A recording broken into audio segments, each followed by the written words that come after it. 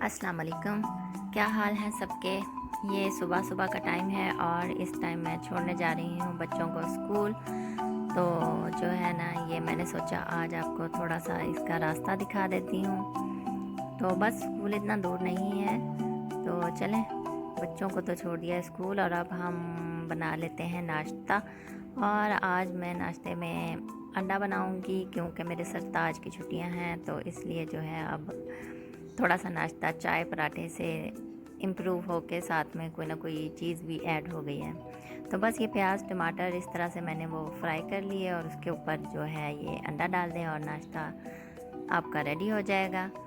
अब जी नाश्ता तो समझे हमने कर लिया और आज खाने की बारी है, तो खाने में क्या बनाएं। तो आज जो है ना वो बस कबाब ही बना लेते हैं।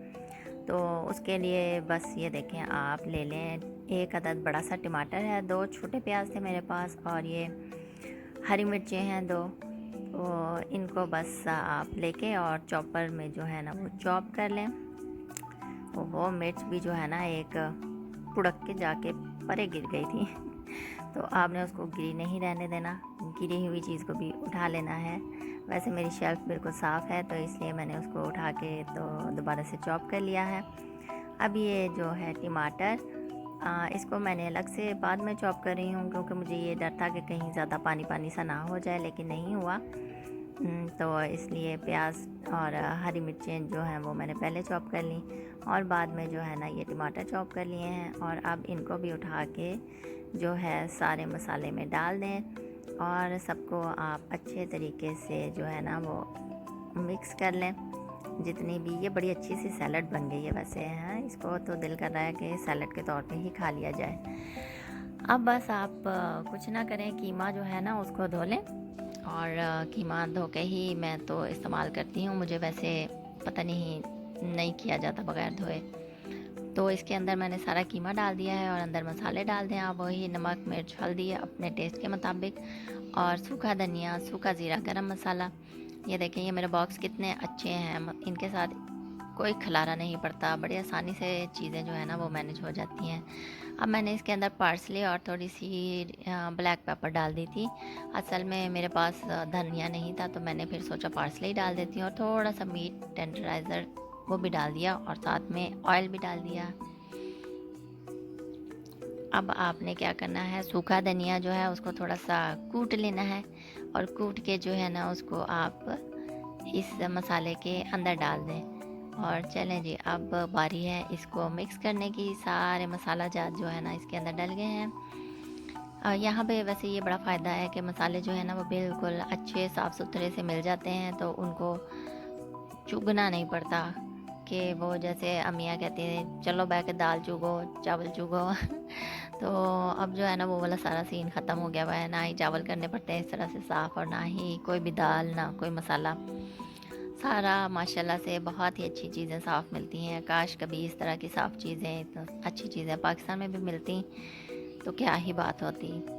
चलें खैर, अब आपने टेस्ट करना है तो मैंने इतना छोटा सा एक दूसरा जो है ना कबाब फ्राई कर लिया है और इसको जो है ना अब टेस्ट कर लूँगी। ये लीजिए टेस्ट कर लिया है, लेकिन जो है ना इसके अंदर आयोडीन की कमी है यानी कि इसमें नमक थोड़ा सा कम है, तो मैं इसके अंदर थोड़ा सा नमक और डालूँगी। और बस इसके बाद आप क्या करें, फ्राई कर लें, ऑयल डालें एक पैन में। ओवन में भी वैसे बना सकते हैं आप, तो मैंने बनाए थे लेकिन वो मुझे मौका ही नहीं मिला कि मैं वीडियो में दिखा सकती। वो मेरे सरताज जो है ना दिखाने गई थी तो उन्होंने सारे खा लिए। तो हाथ गंदे करने का मेरा कोई प्लान नहीं था, इसलिए मैंने चम्मच से ही उठाए हैं कबाब का सारा बैटर और उसको इस तरीके से पैन में डाल दिया है और ये बस अच्छे से फ्राई हो जाएंगे। तो फिर बस आप क्या करें, इनके साथ बनाएं रायता और जो है ना साथ में अगर आपने रोटी खानी है तो रोटी खाएं या नान खाने हैं तो भी खाएं। लेकिन ये बहुत ही टेस्टी थे, सारे घर के मसाले थे, कोई बाहर की चीज़ नहीं डाली हुई, तो ये बहुत ही ज़्यादा मज़ेदार बने थे। तो आप भी ये ट्राई करें और जो है ना फिर मुझे बताएं कि ये जो है ना कैसे बने आपके कबाब। तो फिर इंशाल्लाह मिलेंगे किसी नई वीडियो में, तो किसी नई रेसिपी के साथ।